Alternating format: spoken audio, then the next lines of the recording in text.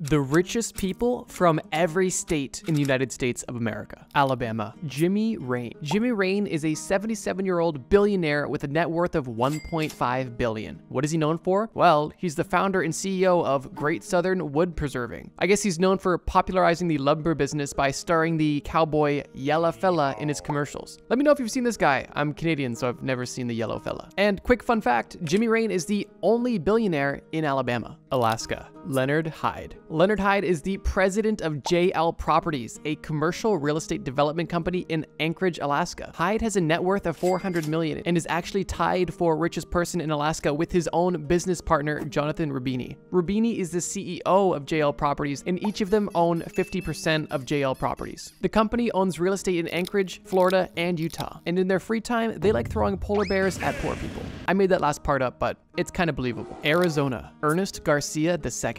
Ernest Garcia owns Drive Time Automotive, a used car retailer, and he is also the largest shareholder in Carvana, an online used car dealer founded by his own son, Ernest Garcia III. Ernest Garcia II has a net worth of $8 billion.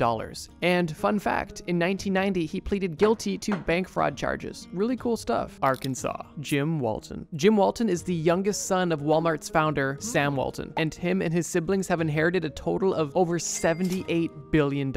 Jim sat on Walmart's executive board for over a decade before he gave his seat to his son, and is now the chairman of the family's bank, Everest Bank Group, which has $26 million in assets. I know we're early in the list, but so far he is the first entry in the list who gained his sizable net worth through inheritance. California. Mark Zuckerberg. Zuck has a net worth of over $177 billion and is currently the third richest person in the world. He is the co-founder of Meta, the parent company that owns Facebook, Instagram, WhatsApp, and Threads. Mark became the world's youngest self-made billionaire in 2008 at the age of only 23. I want to make a joke, but that's honestly insane. Mark and his wife Priscilla have pledged to give away 99% of their Meta holdings throughout their lifetime. And Mark, if you're watching, I'd gladly take some. Colorado. Philip Anschutz. I would just like to remind you all that these people, although they're way richer than you or I, they still are just like the rest of us. Philip, for example, puts on his pants one leg at a time, and shits just like everyone else. Get it?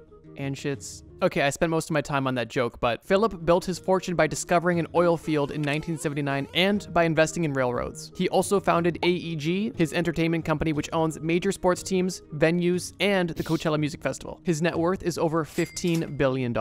Connecticut. Stephen Cohen. Cohen is a hedge fund manager and a sports team investor. Cohen currently oversees Point72 Asset Management, a firm with over $35 billion in assets under management. And before this, ran SAC Capital, one of the world's most successful hedge funds ever. Now, he was forced to shut down SAC Capital after he pleaded guilty to insider trading and ended up paying a total of $1.8 billion in penalties. So those two are probably unrelated, but anyways. Cohen also bought the New York Mets in 2020 for $2.4 billion, the highest sale price ever for an MLB team. And throughout the course of his career, Cohen has given over $1 billion to philanthropic causes, including causes related to veterans and children's health. Delaware. Elizabeth Snyder. Snyder is the first woman on this list, and her parents founded W.L. Gore and Associates in 1958, which is a manufacturing company with over 7,000 patents. Their most profitable invention is Gore-Tex, a waterproof fabric that is extremely popular in outdoor gear. Elizabeth owns 5.5% of the company, which does about $2.5 billion a year in sales. One fun fact is that Gore-Tex was actually invented by accident by Elizabeth's brother, who was trying to stretch Teflon. Oh yeah, and she's worth 800 mil. Florida. Jeff Bezos. CEO and entrepreneur, born in 1964, Jeffrey Bezos, who was at one point the second richest man in the entire world and currently has a net worth of over $200 billion. He founded Amazon in 1994 and currently still owns 9% of the company. And one of his most impressive feats was not the fact that he is a space cowboy billionaire, but the fact that his head is incredibly shiny. Good job, Jeff. Georgia. Dan Cathy. Dan Cathy is the chairman of Chick-fil-A, the fast food franchise founded by his father. He grew up doing odd jobs for his dad's restaurant and eventually became the CEO in 2013. And if you know anything about Chick-fil-A, you would know that they've never had any sort of online controversy. Dan is worth over $10 billion.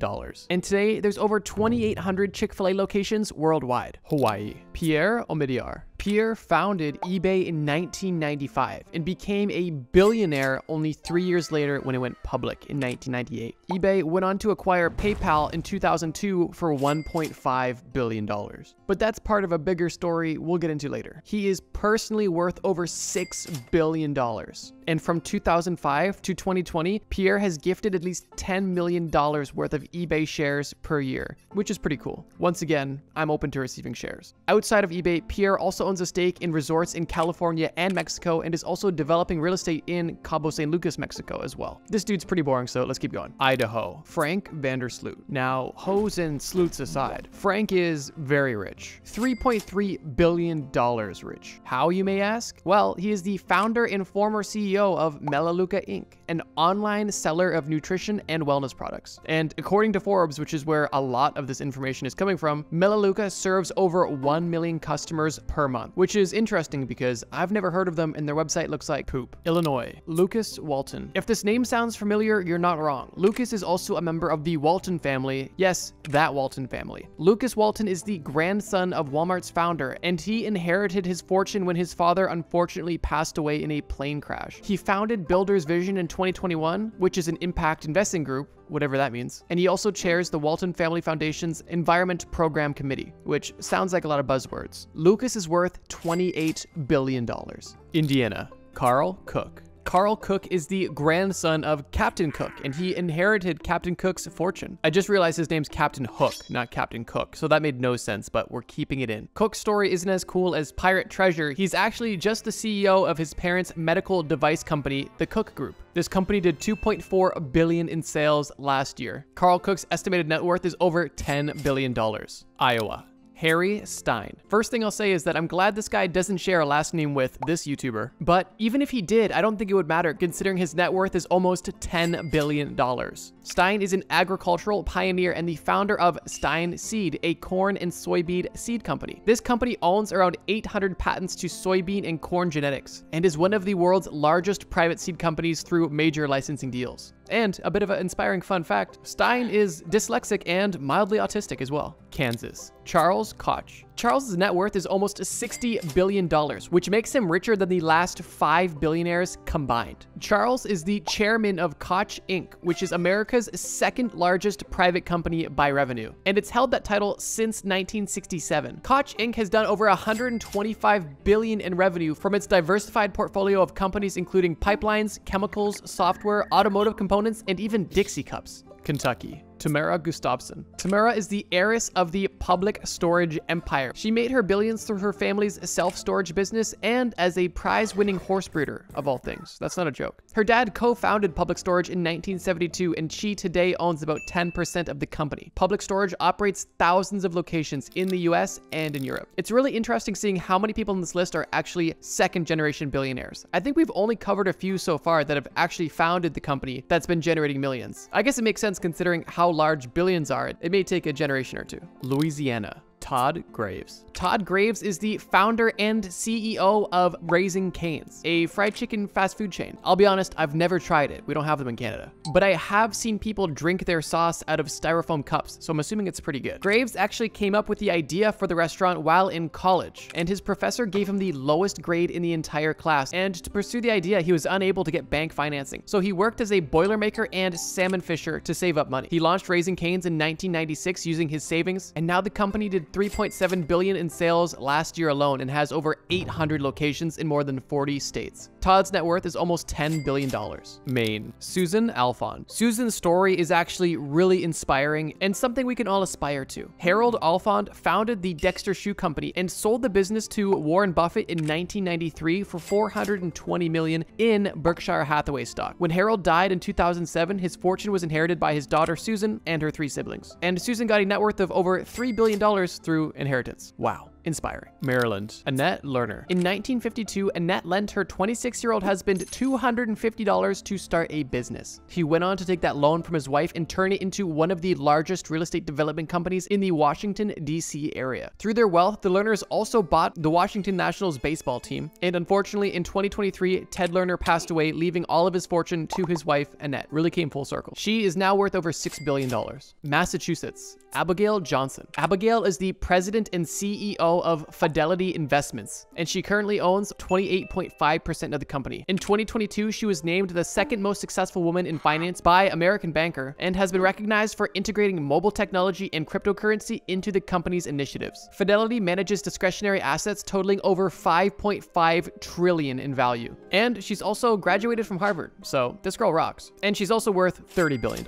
Michigan, Daniel Gilbert. At the age of 22 in 1985, Daniel Gilbert founded what would become Quicken Loans, which later became the largest mortgage lender in the entire US. Gilbert took Quicken Loans public as Rocket Companies in August of 2022 and has since originated $79 billion in mortgages since 2023. He also owns the Cleveland Cavaliers, and he and his companies have invested $5.6 billion to purchase and rehab buildings in downtown Detroit with a plan to create 24,000 jobs, which is cool. Gilbert also co-founded the sneaker platform StockX, which is interesting. I can imagine this guy with a $30 billion net worth and co-founding StockX has a pretty cool shoe collection. Nothing like mine though. Just check these out. Minnesota, Glenn Taylor. In 1975, Taylor purchased Carlson Letter Service, a wedding stationery business he worked for in college. He later transformed it into Taylor Corporation, a print services and communications company, which does over $2 billion a year in sales. Taylor also owns stakes in the NBA team, the Timberwolves, the WNBA team, the Lynx, and the United FC soccer team. But he has since sold his stake in both of the basketball companies. I guess billionaires just love buying sports teams. And his net worth is $2.8 billion, which is honestly kind of broke. Mississippi, Thomas and James Duff.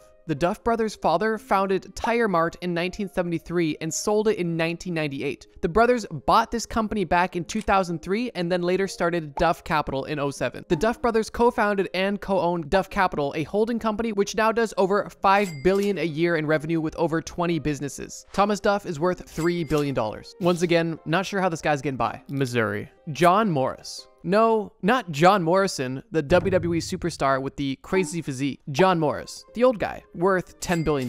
Morris is the founder and CEO of Bass Pro Shops, which I'm assuming you've heard of. It's an outdoor gear chain founded in 1972, and he started it out of the back of his father's liquor store, which is pretty cool. The company now does over $8 billion a year in sales, and Bass Pro Shop also acquired Cabela's for $5 billion in 2016. Montana, Dennis Washington. Dennis is a real old money dude. His wealth comes from owning copper mines, marine transportation, and heavy equipment businesses. But he did start from humble beginnings. He worked for his uncle's construction company and then later took out a $30,000 loan to start his own construction company, which he later turned into Washington Companies, which owns the copper mines and everything I just mentioned. He also invested in his son's company, C-Span Corp, which is a shipping container company that now has over 150 shipping containers, which is pretty cool. Dennis is worth $7 billion. I find it funny that this guy's a billionaire from mining copper because you don't have to dig underground for it. You can literally just find it in people's houses for free. Nebraska, Warren Buffett. No, not Warren Buffet, Warren Buffett, the billionaire, with a current net worth of around $133 billion. Buffett is one of the most successful investors ever, gathering his huge fortune through Berkshire Hathaway, his investment company, which owns brands like Geico, Dairy Queen, Duracell, and many others. And although this guy's a billionaire, he's pretty well known for being cheap. I'm pretty sure he still lives in a house that he bought for under 100 grand. In the last interview I saw with him, he drives an old Honda and eats McDonald's every day. So at least some of you can say you have something in common with a billionaire. He's promised to donate over 99% of his wealth, and so far he's given away over 60 billion. Shout out to Warren. Also, he's the 6th richest man in the world at the time of recording this. Nevada, Miriam Adelson. Take a wild guess. I blurted out. What is the richest person in Nevada rich from? Did you guess gambling? Because you're right. Although they weren't doing the gambling, they were profiting from the losses of your gambling, specifically your dad's crippling gambling addiction, which is the reason why you are currently having student loans. Miriam inherited her husband's fortune after he passed away in 2021, and she now owns over 50% of the Las Vegas Sands, a casino company that is valued over $34 billion. She's also bought a majority stake in the Dallas Mavericks from Mark Cuban in 2023, and before becoming a billionaire, she was actually a medical doctor as well, which is pretty cool. She is currently worth $35 billion. New Hampshire, Rick Cohen. pretty sure this is the second Cohen we've had on this list, so there's that. Most of Cohen's wealth comes from Symbiotic, which is a warehouse automation company that partnered with Walmart to automate all of its distribution centers. He also owns C&S Wholesale Grocers, which is the largest grocery wholesaler in the US, with an annual revenue of over $33 billion. Rick is worth almost $20 billion personally. New Jersey. Rocco Commisso. Commisso is the founder and CEO of Mediacom, the 5th largest cable TV provider in the US. Commisso immigrated to America from Italy in 1962 at the age of 12, and his first job was playing the accordion during the movie theater intermissions. Talk about humble beginnings. New Mexico. Ron Corio. Just gonna give a quick poverty trigger warning because Ron is only worth $1.7 billion. I know, embarrassing. On a serious note, Corio became New Mexico's first ever billionaire through Array Technologies, a solar tracking systems business he founded himself, which is cool to hear because there's been a surprising amount of inheritance on this list. He served as CEO of this company up until 2022 when he resigned right before the company's IPO, which is, to me, questionable. New York. Michael Bloomberg. Besides serving 12 years as New York City's mayor and running an unsuccessful presidential campaign, Michael Bloomberg co-founded Bloomberg LP in 1981, a media company and financial firm that has an estimated yearly revenue of over $13 billion. He's pretty philanthropic too. He gave away $3 billion in 2023 alone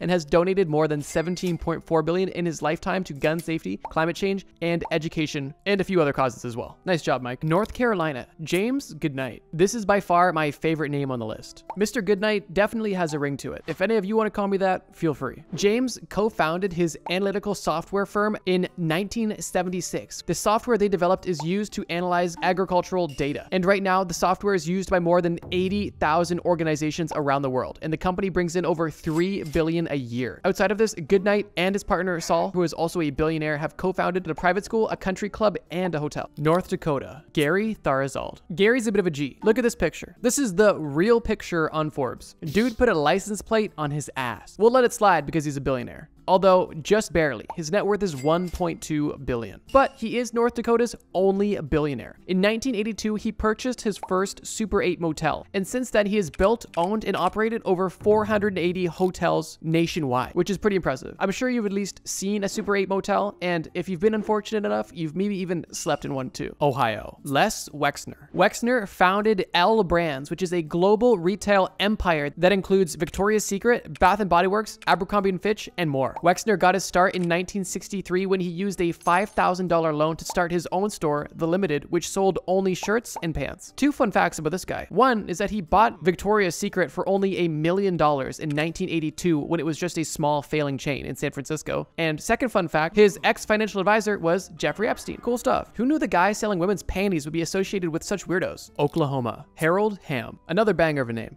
Harold is the founder and chair of Continental Resources, one of the nation's largest independent oil companies. Ham started from humble beginnings, and I'm not even making this up, it says it on Forbes. He got his start picking cotton barefoot as a child and working at a gas station at the age of 16 to help support his family. He started a trucking company that hauled water to and from oil fields, and in 1971, he took it alone to drill his first well. And as you can tell, it went pretty well. So yeah, oil and gas billionaire. Let's keep going. Oregon. Phil Knight. Knight co-founded Nike in 1964 with Bill Bowerman. Although he retired in 2016, Knight and his family still own 20% of Nike, which, if you didn't know, earned $51 billion last year. Knight personally is worth almost $41 billion.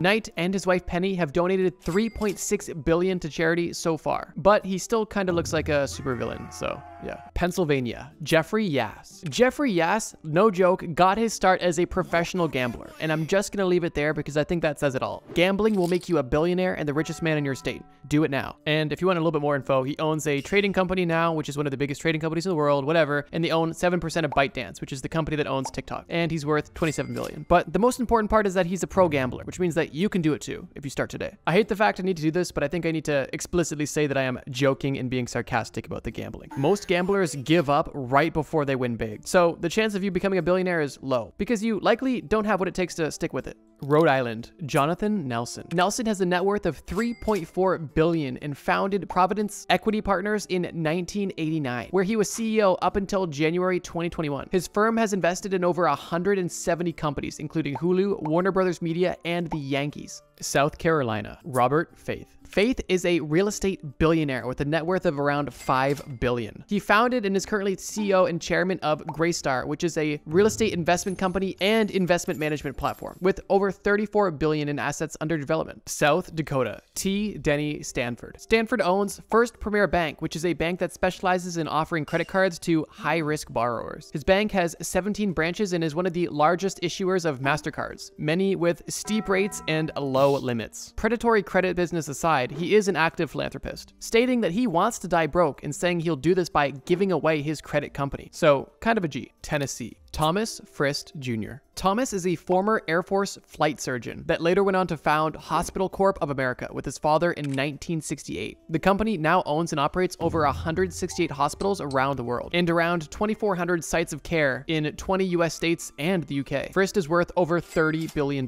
Texas. Elon Musk. I don't think this man needs any introduction, as he's not only the richest man in Texas, he's the richest man in the entire world. Elon Musk is the co-founder of 7 different companies, including Tesla, SpaceX, and XAI. Say what you want about the guy, but he is extremely efficient, and the level of success he's been able to create is almost unfathomable. Musk has a net worth of over $200 billion, and is one of the younger billionaires on this list at the young age of only 52 at the time of recording this video. Utah. Gail Miller. I really wanted Gail Lewis to be on this list, but unfortunately, after she retired from Walmart, her net worth fell to second richest in her state. Miller owns the Larry H. Miller Group, which has interests in real estate, healthcare, finance, and entertainment businesses. I find it funny that they say interests. It's like, oh, they're just interested in it. They just have billions of dollars, but it's just an interest. They're not doing it. They're just interested with billions. The Millers initially gained their money by starting with a single Toyota dealership and then growing their dealer group to being the 8th largest in the entire company before selling it for $3.2 billion. They later went on to purchase the Utah Jazz for $22 million in 1986 and sold the team in 2020 for $1.66